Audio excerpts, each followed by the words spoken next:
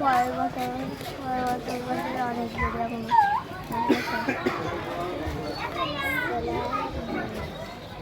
ألم تر كيف فعل ربك بأصحاب الفيل ألم يجعل كيدهم في تدبير وأرسل عليهم طيرا أبابيل ترميهم بحجارة من سجيل فجعلهم كعصف مأكول صدق الله العظيم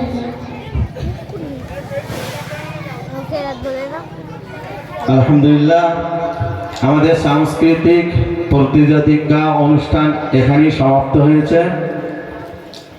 যারা গজল গেয়েছে সকলেই যে পজিশনে আসবে এমনটি নয়, ফার্স্ট সেকেন্ড থার্ড তিনটি নির্বাচন হয়েছেও। তো যারা প্রাইজ পাবে না তাদের অসন্তুষ্ট বা রাগান্বিত হওয়ার কোনো অবকাশ নেই। তাদের জন্য সান্ত্বনা প্রাইজেরও ব্যবস্থা আছে, এটা নিয়ে সন্তুষ্ট হওয়া। পরবর্তীতে যাতে তোমরা পজিশনে আসতে পারো তার জন্য আপ্রাণ চেষ্টা করা। গজল যারা গাইবে তাদের কয়েকটি দিক নির্দেশনা লক্ষ্য করা একান্ত কাম্য। সেটি হলো, আমি যার পরে গজল গাচ্ছি আর আমার গজল গাওয়াটা যেন একই গজল না হয়ে যায়। আমার পূর্বে যিনি গজল বলেছে সে যেটা বলেছে আমিও সেটা বলছি, এমনটি যেন না হয়, এদিকে লক্ষ্য রাখা। একই গজল বারবার গাওয়া এটি প্রশিক্ষণ কেন্দ্র নয় যে গজল গিয়ে আমি শিক্ষা লাভ করব, এটি একটি প্রতিযোগিতামূলক অনুষ্ঠান। তাই পরিবর্তন করতে হবে গজল, যাতে করে গানের সুর না আসে, 12 লাইনের ঊর্ধ্বে যাতে না যায়, সেদিকে লক্ষ্য রাখতে হবে। গজল গাওয়ার পূর্বে দর্শক সহ মঞ্চে উপস্থিত সকলের জন্য সালাম দিয়ে মুগ্ধ করা। এই সালাম দিয়ে মুগ্ধ করার এই অভ্যাসটা অনেকেরই ভিতরে নাই, এই অভ্যাস রাখতে হবে। গজল গাওয়ার শেষে দোয়া প্রাপ্তি হওয়া, এর অভ্যাসও নাই, তাই এদিকে অভ্যাস অতি জরুরি। কেরাতের ব্যাপারে সূরাতুল ফাতিহা, সূরাতুন নাস, সূরাতুল ফাতিহার তুলনায় সূরাতুন নাস এটি অনেক অংশে অনেকেরই ভালো হয়েছে। কেরাত বলার জন্য তার লক্ষ্য রাখতে হবে কলকলা এবং গুণনা, তার ভঙ্গিমা। এই কেরাতের ভঙ্গি অনেকেরই তেমন একটা নাই। তো এই ভঙ্গি তৈরি করতে হলে যথাবিহিত নিয়মিত ক্লাস করা। আমাদের ওস্তাদ হুজুর তারা বলতো যে একদিন যদি দর্শ কামাই করে 40 দিনের বরকত নষ্ট হয়ে যায়। মক্তবে যে বাচ্চারাই পড়াশুনো করে তো তারা একদিন আসে তো 3 দিন আসে না, এটি একটি বিরাট বদ খাসলাত। এই বদ খাসলাতের কারণে ওস্তাদ যে একটি বাচ্চাকে সঠিক নিয়মে সঠিক ভঙ্গিতে যে তৈরি করবে সে সুযোগটিও তিনি পান না।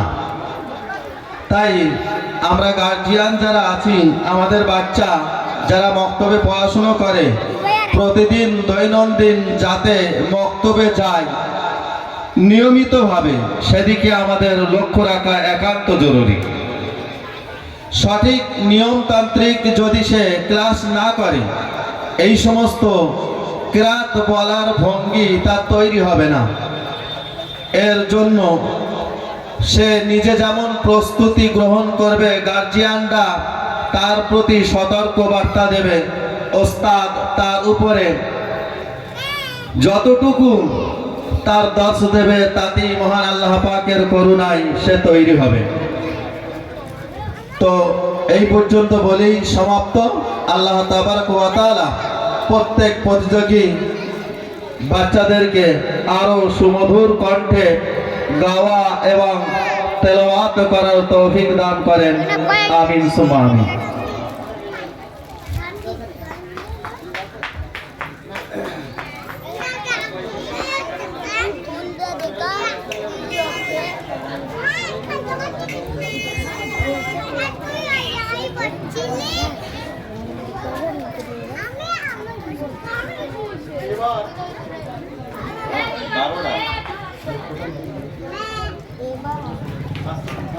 এবার আপনাদের সামনে গজল পরিবেশন করবেন চণ্ডীগড়ি জামিয়া সিদ্দিকিয়া মাদ্রাসার ছাত্র ওমর ফারুক মোল্লা। আসসালামু আলাইকুম ওয়া রাহমাতুল্লাহি ওয়া বারাকাতুহু। আকাশের বুক জুড়ে নীল মাঝে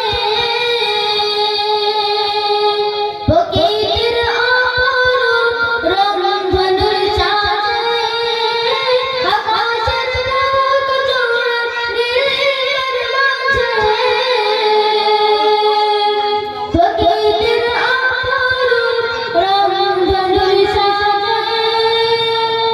দেখে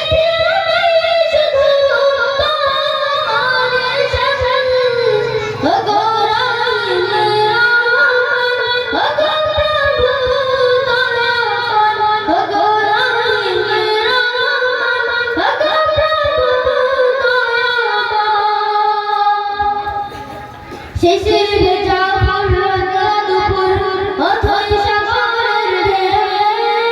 তোমার করুণা আমার ঝর্ণা গলাতে যায় হৃদয়ে। শেষের ভেজা ফুলটা দুপুর অথই সাগরের ঢেউ। তোমার করুণা আমার ঝর্ণা গলাতে যায় হৃদয়ে। দর্শক তোমার সৃষ্টি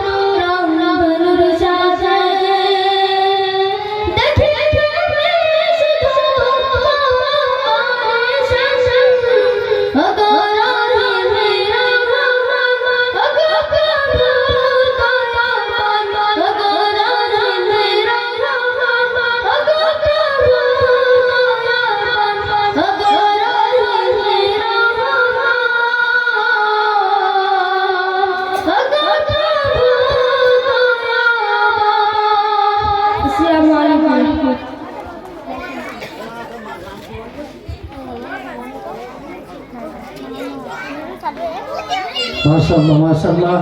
ওমর ফারুক খুব সুন্দর একটা গজল পড়েছে। তারপর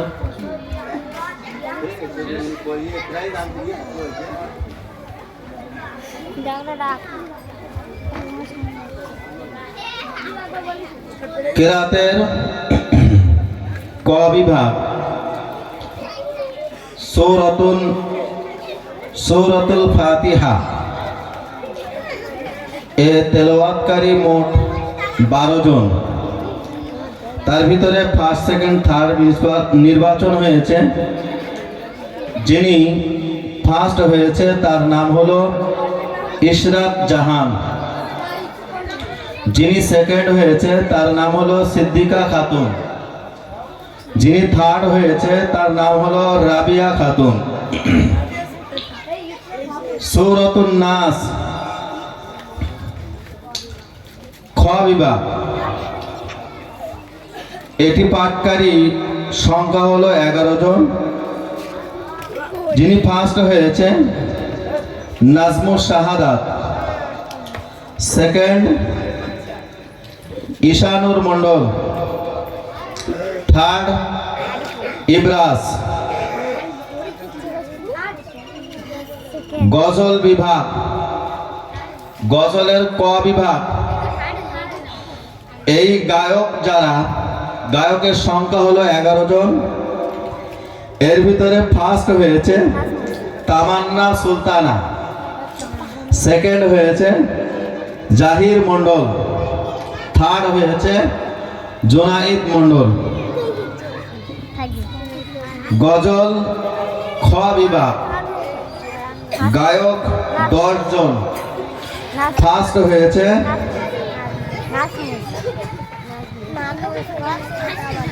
ঈশানুর মণ্ডল, সেকেন্ড হয়েছে সোরাইয়া খাতুন, থার্ড হয়েছে আসমা খাতুন।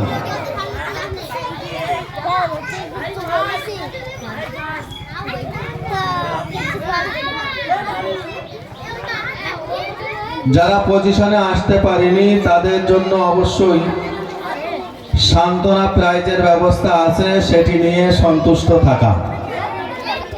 পরবর্তীতে পজিশনে যাতে আসতে পারে তার জন্য আপ্রাণ চেষ্টা করা। যারা পজিশনে আসতে পেরেছে প্রাইজটি নিয়ে আত্ম অহমিকায় ফেটে না পড়া। আত্ম অহমিকায় ফেটে পড়ে আগামীতে হয়তো সে পজিশনে নাও আসতে পারে। যাতে বড় প্রতিষ্ঠানে আমি আরো পজিশনে আসতে পারি তার জন্য আপ্রাণ চেষ্টা করা। হ্যাঁ,